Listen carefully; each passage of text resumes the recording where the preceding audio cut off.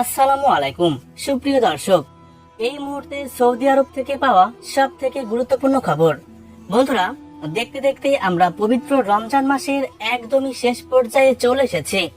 আজ 18 মার্চ বুধবার সৌদি আরব সহ মধ্যপ্রাচ্যের দেশগুলিতে আজ 29তম রোজা সম্পন্ন হয়েছে।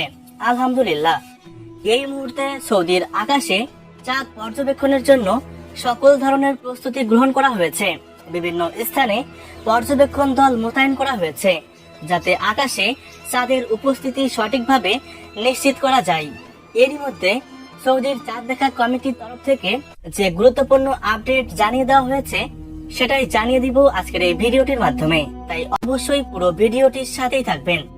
আর এমনই সব ইসলামিক তথ্য ও গুরুত্বপূর্ণ খবরের আপডেট সবার প্রথমে পেতে হলে অবশ্যই চ্যানেলটিকে সাবস্ক্রাইব করে পাশে থাকবেন।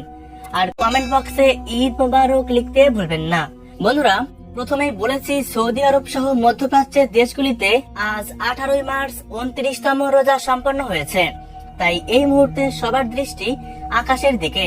হয়তো আজকেই শাওয়াল মাসের নতুন চাঁদের দেখা মিলবে এবং আজকেই হয়তো পবিত্র রমজান মাসের সমাপ্তি ঘটবে।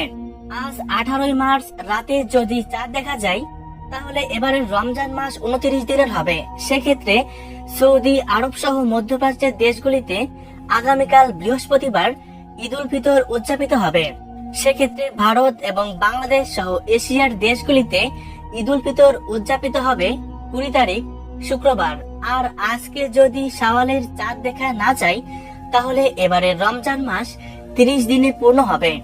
সেক্ষেত্রে 19 তারিখ বৃহস্পতিবার সৌদির আকাশে শাওয়ালের চাঁদ দেখা যাবে এবং শুক্রবার 20 তারিখ সৌদি আরব সহ মধ্যপ্রাচ্যের দেশগুলিতে পবিত্র ঈদ উল ফিতর উদযাপিত হবে এবং বাংলাদেশের আকাশে শাওয়ালের চাঁদ দেখা যাবে 20 তারিখ সন্ধ্যায় এবং ঈদ উল ফিতর উদযাপিত হবে 21 তারিখ শনিবার। সুপ্রিয় দর্শক, এখন শুধু চাঁদ দেখার অপেক্ষা।